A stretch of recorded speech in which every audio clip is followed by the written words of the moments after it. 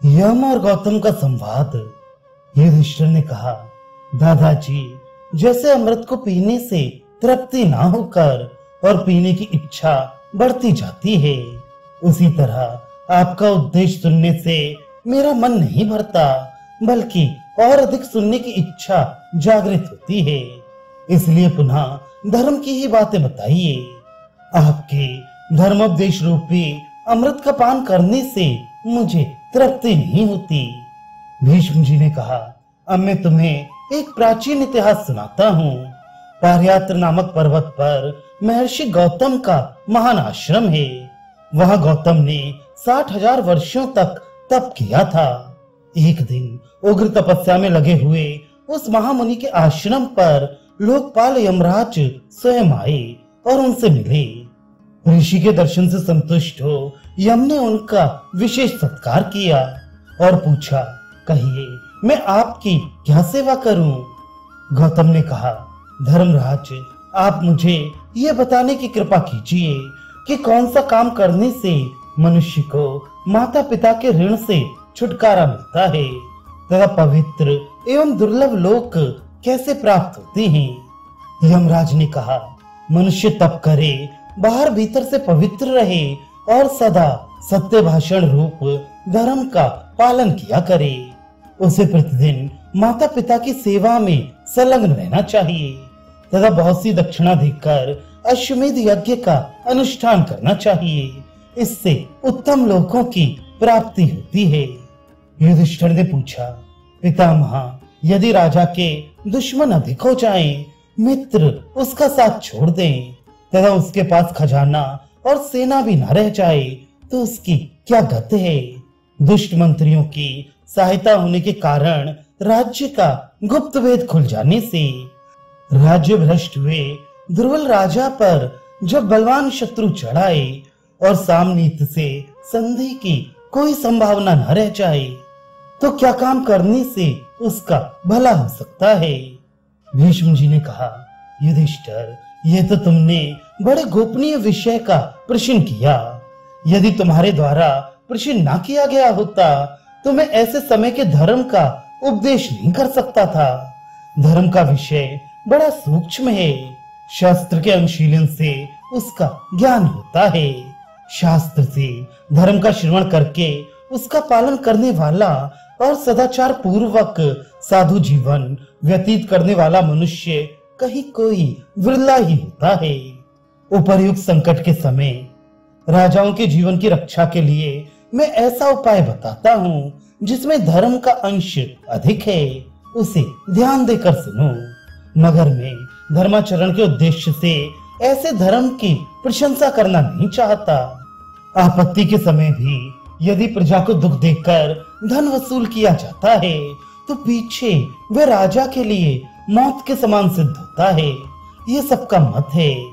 पुरुष जो शास्त्र का स्वाध्याय करता है, त्यों ही त्यों उसका ज्ञान बढ़ता है।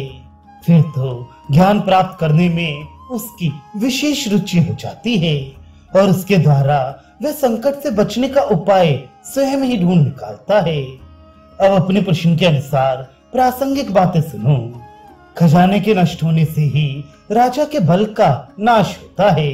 इसलिए वह प्रजा से धन लेकर अपने कोष की वृद्धि करे, फिर अच्छा समय आने पर प्रजा के ऊपर धन आदि देकर अनुग्रह करे। यही सदा का धर्म है। प्राचीन काल के राजाओं ने भी आपत्ति के समय इस उपाय धर्म का ही आश्रय लिया था। सामर्थ्यशाली पुरुषों का धर्म दूसरा है और विपत्तिग्रस्त मनुष्यों का दूसरा है। इसलिए पहले कोष संग्रह करके फिर धर्म का पालन करे। राजा ऐसा बर्ताव करे जिससे उसका धर्म भी बना रहे और उसे शत्रु के अधीन भी ना होना पड़े। वह अपने को विपत्ति में न डाले। हर एक उपाय के द्वारा अपने उद्धार के लिए ही प्रयत्न करे। धर्मवेत्ताओं को धर्म में निपुणता प्राप्त करनी चाहिए और क्षत्रियों को बाहुबल में। जैसे ब्राह्मण जीविका के बिना कष्ट पाने पर यज्ञ के अनाधिकारी से भी यज्ञ करा लेता है और नहीं खाने योग्य अन्न को भी खा लेता है, उसी प्रकार आजीविका विहीन क्षत्रिय भी तपस्वी और ब्राह्मण के सिवा सबका धन ले सकता है। खजाना और सेना के नष्ट हो जाने पर, सब लोगों द्वारा अपमानित होने पर भी क्षत्रिय को ना तो भीख मांगनी चाहिए और ना वैश्य तथा शूद्र की ही जीविका से गुजारा करना चाहिए। क्षत्रिय अपने धर्म के अनुसार युद्ध में विजय पाकर ही धनोपार्जन करे तो उत्तम है। उसे अपने जाति वालों से भीख मांगकर जीवन निर्वाह नहीं करना चाहिए। आपत्ति काल में राजा और राज्य की प्रजा दोनों को एक दूसरे की रक्षा करनी चाहिए। यही सदा का धर्म है। जैसे प्रजा पर संकट आ जाए तो राजा राशि राशि धन लुटाकर उसे आपत्ति से बचाता है, उसी तरह राजा के ऊपर संकट पड़ने पर प्रजा को भी उसकी रक्षा करनी चाहिए। राजा जीविका के लिए कष्ट पाने पर भी खजाना, राजदंड, सेना, मित्र तथा अन्य संचित साधनों को कभी राज्य से दूर ना करे। महामायावी शंबरासुर का कहना है कि मनुष्य को अपने भोजन के अन्न में से भी बचाकर बीच की रक्षा करनी चाहिए। यही धर्मज्ञों की भी राय है। जिसके राज्य की प्रजा को अन्न का कष्ट हो और वहां के मनुष्य जीविका के लिए विदेश में मारे मारे फिरते हों, उस राजा को धिक्कार है।